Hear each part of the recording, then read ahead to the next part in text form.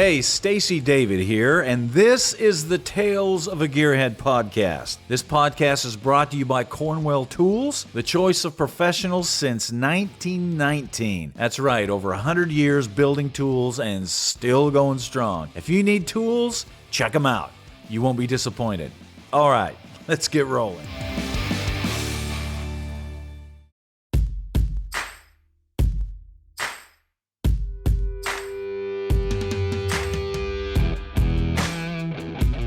Okay, this next subject that we're going to jump into is a touchy one. This has to do with relationships and cars. And this is coming from several questions that I've gotten, several discussions that I've had recently. What do you do when your spouse hates your car? Now, we're not talking about she just hates the El Camino that you have or what you're currently driving. I'm talking about your project vehicle.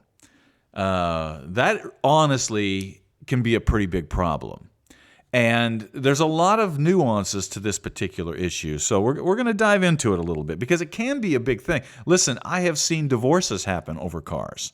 I have seen really, really nasty family splits over cars. This stuff can be pretty serious. And I'll tell you one thing. A project or a project vehicle can definitely reveal issues in relationships. You know, now some of you guys, you're going to sit there and go, yeah, man, tell it. Tell her she needs to love my car. It's like, you may not like some of the things that I'm about to say because sometimes it might be you that's the problem. The first thing is selfishness, you know, and this can go on either side. So let me just put this real easy. If you're spending all of your time and all of your money on your car, and you're out there all the time, and you're not spending time with your kids or your wife, they're going to start to resent that car. Have you seen the movie Ferris Bueller's Day Off? Of course you have. We watch it to see the Ferrari.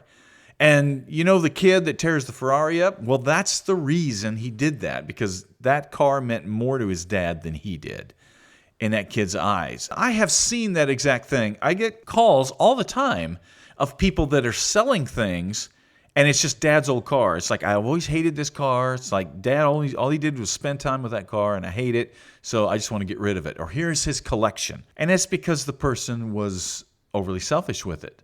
They didn't share it, either with their family or their spouse, or they spent too much time on it. So be careful that you're not doing that. On the flip side, you can have a spouse that resents the vehicle because they want the time spent with them. They want all the money. They want to spend the money on the house or their thing, and they don't want to share it with the person that has the car infatuation or the car project. And that's not healthy either. There needs to be a give and take here. The best way to avoid this is to make sure that you have your spouse or your girlfriend, your significant other, your boyfriend, whichever it is, and have them involved in the car or the project. And that doesn't mean they have to be out there all the time, but just keep them involved. Let them know what's going on. Have them enjoy the vehicle with you. And you will find that it goes a long ways to making this work out a lot better. Now, another issue that you can run into is that your visions change. I heard a story the other day of this lady. She loved this car. This guy had this car. They had it for all these years, and they used to go out to car shows with it, and they go cruising with it. And they enjoyed the car together. And then he came into some money and retired and decided he was going to do to that car what he'd always wanted to do. Nothing wrong with that. So he goes crazy with it. Now the car has a blower sticking out of the hood and it's loud and it's not fun to ride in anymore for her. And he mostly trailers it now because he got into the car show thing. Well, she's not into that. So she doesn't like the car anymore. It's too loud for her. It's not fun. You know, he put this big, wild paint job on it. So now what they used to go out and just be part of the car culture, now the spotlight is on them, and she doesn't like that. So she started to resent the car. And that kind of thing just takes communication. And you guys just need to talk about it. That's one of those deals that if that's bothering you, you need to tell him that, you know, listen, I don't like this car anymore. And that will give him the opportunity to say, hey, let's get another one. And see, there's always a way to solve these things. The final thing is sometimes people just outgrow a car and they're ready for something different. And that can be a problem if both people don't feel that way or the kids don't feel that way or whatever. So an example of that is, the guy, he's had this car for a long time. He's like, yeah, I want something different. And the wife is like, but wait, we have such great memories in that car. I don't want you to get rid of it. Okay, well, now he's not happy with the car and she's kind of dictating, and that can bring resentment.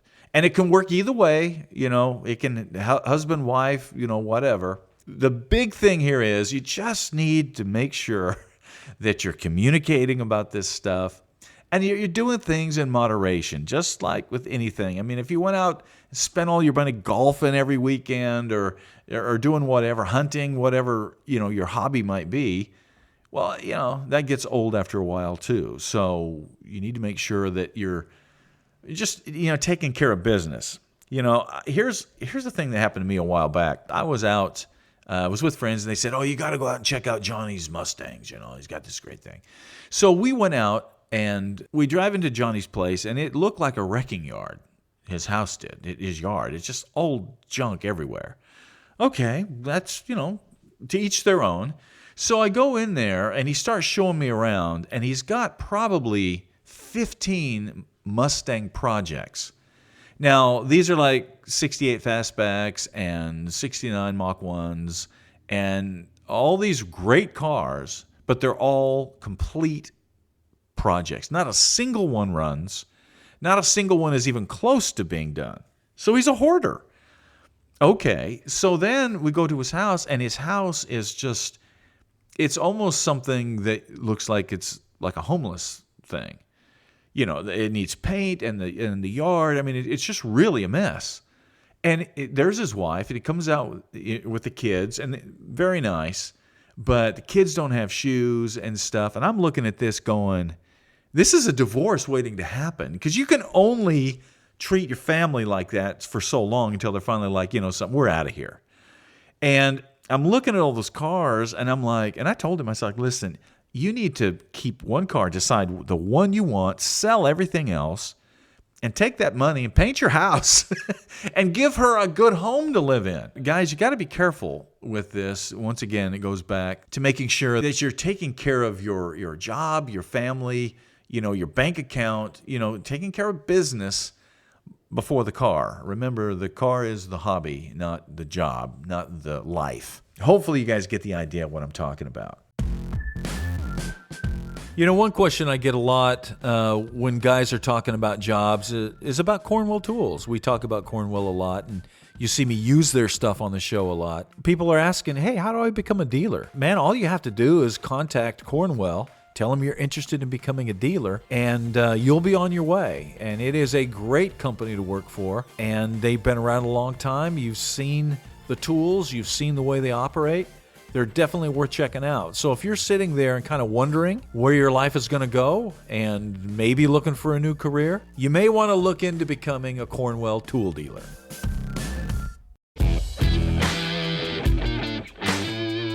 The next question comes from Johnny, and Johnny says, does replacing a muffler void your warranty?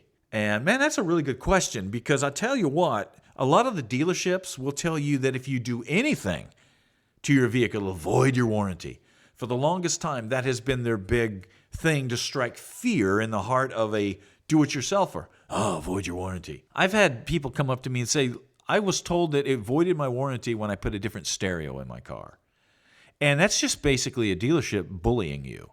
So let me just kind of tell you, Johnny, there was a thing called the Magnuson-Moss Act that was passed years ago. And basically what it is it makes it legal for you to modify your vehicle. In other words, what the Magnuson-Moss Act said is that as a consumer, you can buy a car and you have the right to modify it. So you have the law behind you.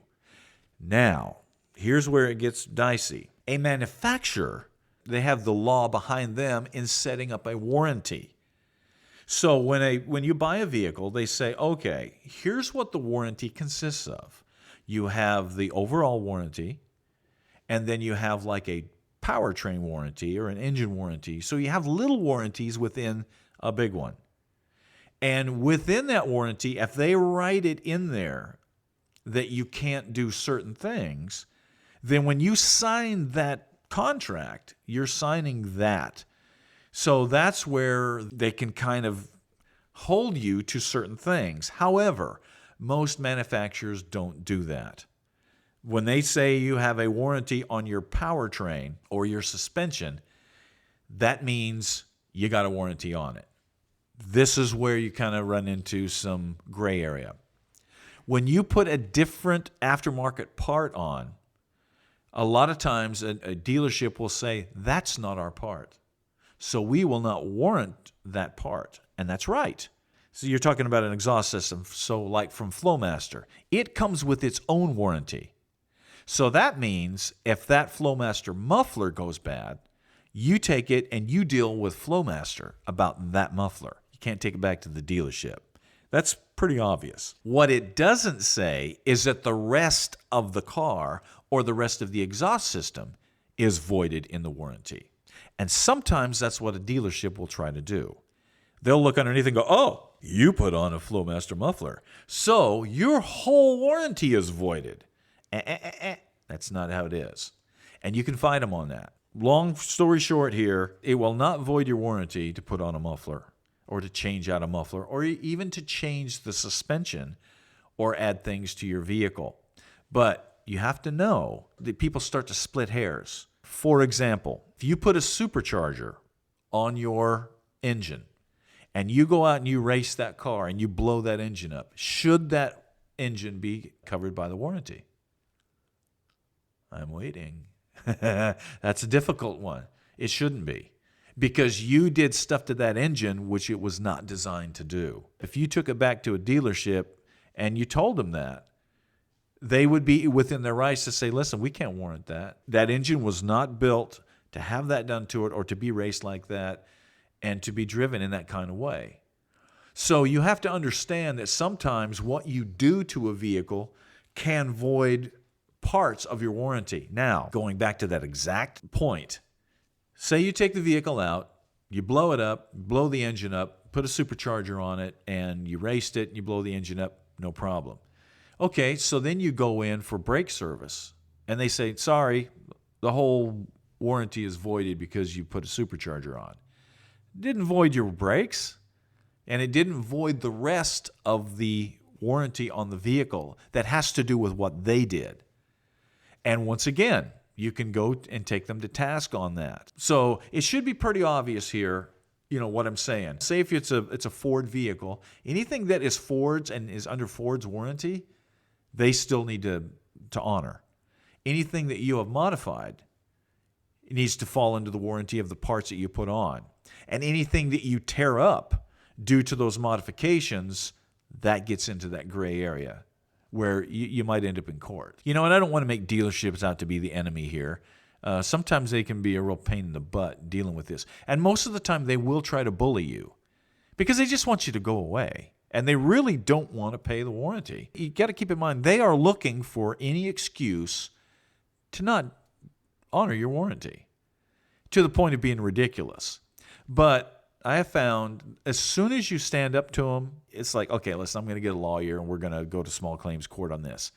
That's the point where they go, well, wait a minute. Let's what can we come up with here? And that's when you can work it out. Because remember, you do have the legal right to modify your vehicle and not void your warranty. I hope that makes sense. For years, I have, been a real proponent of this because I have seen, especially like in 2000s and, in the 2010 area, some of the dealerships got to be real jerks about this. And they would make you really have to fight for just general warranty work. Know that you can put stuff on there. On the flip side of that, this is not the opportunity for you to go out. Let me give you an example. I have known people that have done this. You put a supercharger on your vehicle, go out, blow the motor up. They go home, they take the supercharger off and take it down there and go, hey man, my motor just blew up. Well, come on. I don't have to explain to you that that's not exactly honest, you know.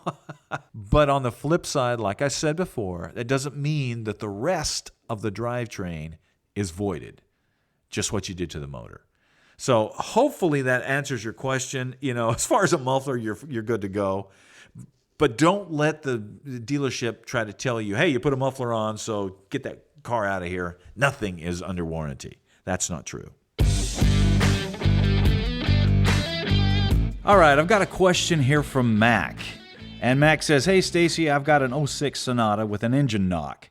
He says the mechanic says it needs a new engine, but he isn't convinced. Okay, Mac, is it you're not convinced or is the mechanic not convinced? Because if the mechanic's not convinced, that's not a good mechanic to be going to. So we'll just assume that it's Mac that's not convinced that the mechanic is telling me the real thing. So his question is, how can you determine if a knock is catastrophic or if it could be something fixable?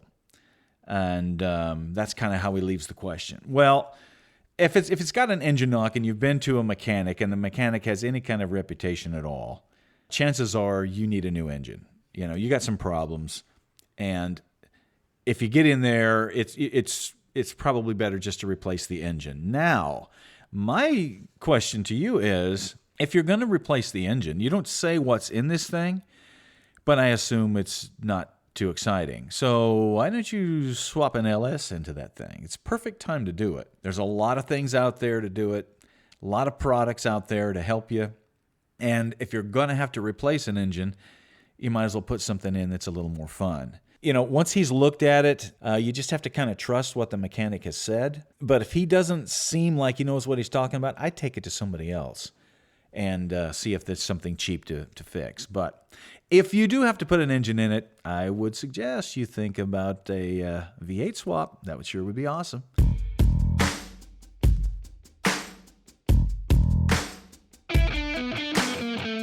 Okay, this next question is a place we've probably all been at one time or another. This comes from Kevin. And Kevin says, how do you remove a spark plug after the nut is rounded off?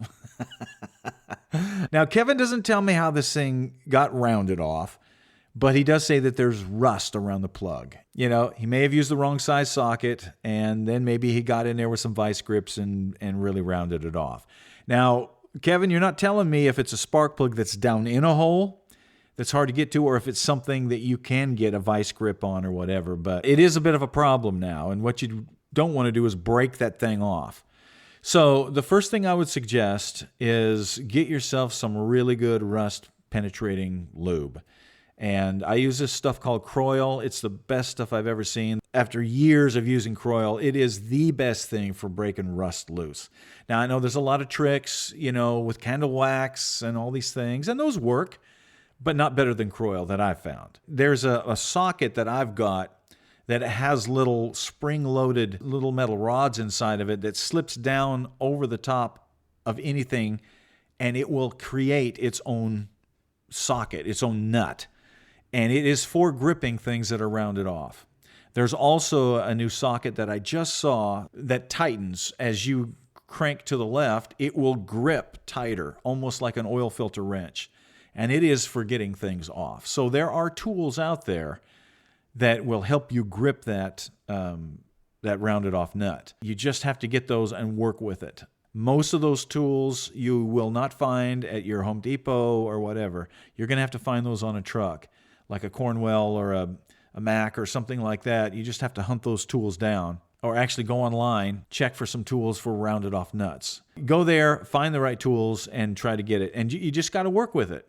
You'll be able to get it out there, but make sure you get a lot of lube around there, because once that thing starts to move, it'll come right out of there.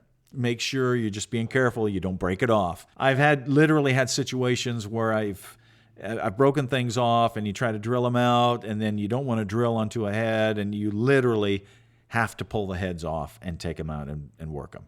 And you don't want that to happen. That's a huge deal. So take your time, get the lube, and get the right tool, and you'll be able to get that thing out of there.